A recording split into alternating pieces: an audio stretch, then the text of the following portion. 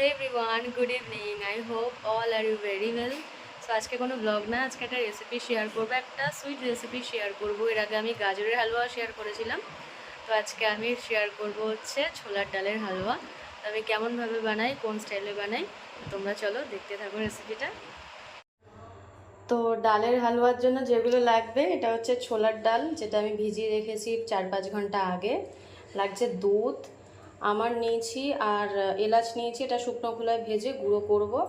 আর নিয়েছি বাতাসা, আর অবভিয়াসলি হালুয়ার জন্যে ঘি। তো এইগুলোই লাগবে। তো চলো এবার হালুয়া বানানো যাক, স্টার্ট করি। তো মিক্সিং জার নিয়ে নিয়েছি। এবারে সব ডালগুলো আমি জল ঝরিয়ে সব মিক্সিতে দিয়ে দেবো, দিয়ে আমি স্মুথ একটা পেস্ট করে নেব। অনেকে ডাল ভিজিয়ে এটাকে শুকনো করে তারপর মিক্সিতে গুঁড়ো করে সেক্ষেত্রেও ভালো লাগে, কিন্তু আমি করি হচ্ছে ডাল বেটে। প্রসেসিংটা একই, শুধু এটা বাটা আর ওটা হচ্ছে এই ডালটা শুকনো করে টাওয়ালে মুছে তারপর গুঁড়ো করে তারপর করা হয়।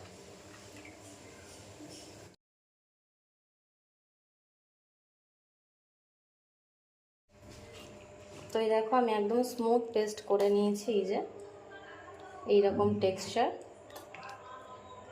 এই দেখো। আর সামান্যই মোটামুটি হাফ কাপ মতো জল দিয়েছিলাম একটু বাইন্ডিংয়ের জন্য আর কি, নাহলে ডাল তো ঠিকঠাকভাবে বাটতো না, যে হাফ কাপ মতো আমি জল দিয়েছি।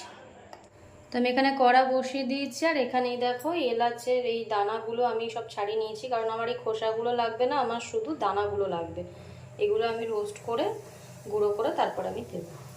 তো কড়াটা গরম হয়ে যাক, তারপরে কড়ার মধ্যে ঘি দেবো। তো কড়া গরম হয়ে গেছে, আমি দেবো ঘি 1 চামচ, 2 চামচ, আর এই 3 চামচ।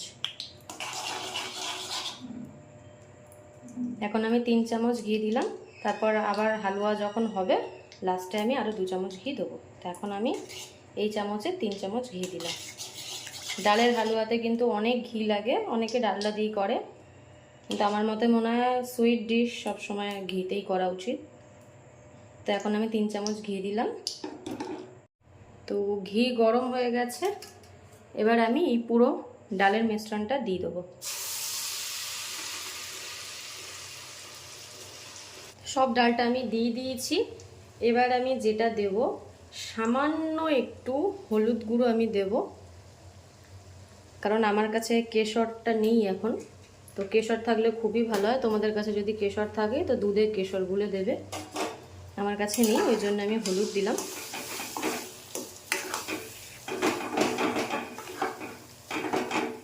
তো এবার এই ডাল আর ঘি পুরো সুন্দরভাবে মিশিয়ে নেব। কম করে এটা আমি 20 মিনিট ধরে শুধু নাড়তে থাকবো। অনবরত কিন্তু নাড়তে হবে, নইলে ডাল কিন্তু লেগে যায়। 20 মিনিট এটা নাড়তে থাকবো, তখন দেখবো পুরো কালারটাই চেঞ্জ হয়ে যাবে। তো এই দেখো আমার টোটাল কিন্তু 15 মিনিট মতো হয়েছে, আর এই দেখো কালার পুরো চেঞ্জ। আর এটা বললাম অনবরত কিন্তু নাড়তে হবে, নইলে পুরো কড়া ধরে যাবে। ননস্টিক হলে ভালো হয়, কিন্তু আমার কাছে এখন ননস্টিক নেই, ওই জন্য আমি এখানেই করছি। কিন্তু আমি প্রায় 15 মিনিট ধরে আমি এটাকে নাড়িয়ে গেছি, রীতিমতো আমার হাত ব্যথা হয়ে গেছে। তো দেখো কালার চেঞ্জ হয়ে গেছে। এবার কি করব, এখানে আরও 1 চামচ আমি ঘি দেবো। এবার আরও 5 মিনিট আমি নাড়াবো। তো দেখো টোটাল আমার 20 মিনিট হয়ে গেছে, আর এই দেখো ডাল কিন্তু এরকম ঝুড়ো ঝুড়ো হয়ে গেছে, অনেকক্ষণ ধরে নাড়িয়েছি। তো ডাল আমার ভাজা হয়ে গেছে, কালারও কিন্তু চেঞ্জ হয়ে গেছে। এবার আমি এর মধ্যে দেব বাতাসা, পুরো বাতাসাটাই দিয়ে দিলাম। আর এখানে কটা ঠাকুরের তুলসী পাতা আছে, এটা আমাদের ভোগের বাতাসা অ্যাকচুয়ালি। তো এই পুরো বাতাসাটা এবার আমি মিশিয়ে নেবো, যতক্ষণ না এখান থেকে একটু জল ছাড়বে। বাতাসা হোক চিনি হোক, হালুয়াতে দিলে কিন্তু জল ছাড়ে। তো এই দেখো অলরেডি এই দেখো জল ছাড়া শুরু করে দিয়েছে। তো এটা পুরো আমি মিশিয়ে নেব। পুরো মিশে গেলে তারপর আমি এর মধ্যে দুধ অ্যাড করব। তো প্রায় 50% মতো বাতাসা গলেছে, আর একটা কালারও এসছে, হালকা একটা কালার এসছে। বাতাসার এমনি একটা কালার হয়, তো এই বাতাসাগুলো যখন পুরো গলে যাবে তখন কালারটা আরও সুন্দর হবে। এই দেখো ডালটা এত সুন্দর ভাজা হয়েছে না, ডাল পুরো ঝুরঝুরে।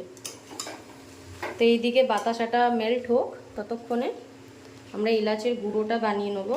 এই যে আমি এখানে তাওয়া বসিয়ে দিয়েছি, এখানে আমি এলাচের দানাটা দিয়ে দিলাম, সামান্য একটু রোস্ট করে নেব, তারপরে এটাকে আমি গুঁড়ো করে নেব। তো দেখো বাতাসা কিন্তু পুরো মেল্ট হয়ে গেছে। এবার আমরা এর মধ্যে দেব দুধ। প্রথমে আমি 1 কাপ দুধ দেব। 1 কাপ দুধ দিয়ে আগে আমি খুব ভালোভাবে মিশিয়ে নেব, তারপর আমি আবার 1 কাপ দুধ দেব। তো চলো এটা মিশিয়ে নিই। তো এই দেখো মিশিয়ে নিয়েছি সব, তারপরে আমি আবার 1 কাপ দুধ দেব, আরও 1 কাপ দুধ দিলাম।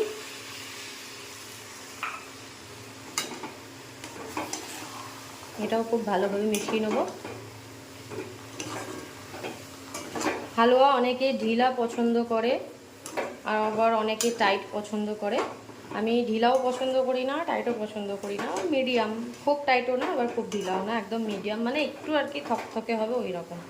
কেউ যদি বরফি করতে চায় সেক্ষেত্রে একটু টাইট করতে হবে, আর কেউ যদি মানে একদম হালুয়া, পাতলা হালুয়া খেতে চায় সেক্ষেত্রে দুধ অনেকটাই দিতে হবে। আমি এটা একটু থকথকে মতো করব, কারণ এটা যেহেতু ডাল, এটা কিন্তু দুধ পুরো টেনে নেবে। এটা মেশাবো, মিশিয়ে আমি আবার 1 কাপ দুধ দেবো। তো এই দেখো সব মিশিয়ে নিয়েছি, লাস্ট আমি এবার দুধ দিচ্ছি আরও 1 কাপ। তো টোটাল আমি 3 কাপ দুধ দিলাম। এই যে এই চায়ের কাপে 3 কাপ আমি দুধ দিয়েছি, আর এর মধ্যে আমি এলাচের গুঁড়োটাও দিয়ে দেবো। এবার আমি এটা গুঁড়ো করে রেখেছিলাম।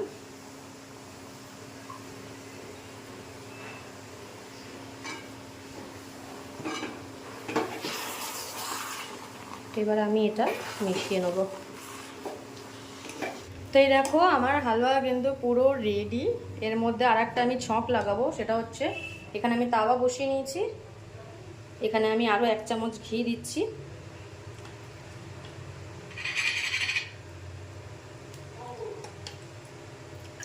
এবার আমি এর মধ্যে এই যে বাদামগুলো চপ করে রেখেছি, এইগুলো আমি একটু হালকা একটু ভেজে নেবো, ভেজে এইটা আমি এখানে অ্যাড করে দেবো। তো এই দেখো হালকা রোস্ট করা আমার হয়ে গেছে, জাস্ট হালকা একটু হালকা ব্রাউন হলে হয়ে গেছে। আমি গ্যাস ফ্লেম অফ করে দিয়েছি, এটা আমি একদম লো করে রেখেছি, নইলে ভেতরটা ধরে যাবে, মানে নিচটা। এই দেখো আমি অ্যাকচুয়ালি নিয়েছিলাম হচ্ছে 1.5 কাপ মতো ডাল, আর ডালটা বাটার পর এটা এখানে ঘি দুধ পরে পুরো ফুলে এক কড়া হয়ে গেছে। তো চলো এবার আমি এইটা এখানে অ্যাড করে দেবো। তো এই দেখো আমি এটা পুরো ঢেলে দিয়েছি, এই যে সুন্দরভাবে। এবার আমি এটা মিশিয়ে নেবো, নিয়ে আর 2 মিনিট নাড়াচাড়া করব, আর গ্যাসের ফ্লেমটা এখানটা একটুখানি বাড়িয়ে দেবো। ব্যাস 2 মিনিট নাড়াচাড়া করে এটা আমি নামিয়ে নেব। সো হালুয়া রেডি। তো বন্ধুরা আমার ছোলার ডালের হালুয়া কিন্তু একদম রেডি, আর এটা আমি আমন্ড আর পাম্পকিন সিড দিয়ে ডেকোরেট করেছি। তোমরা অবশ্যই এটা বানিয়ে খেও, আশা করি সবার খুব ভালো লাগবে। চলো ভিডিওটি এখানে এন্ড করছি, এখনকার মতো টাটা, সবাই ভালো থেকো, সুস্থ থেকো।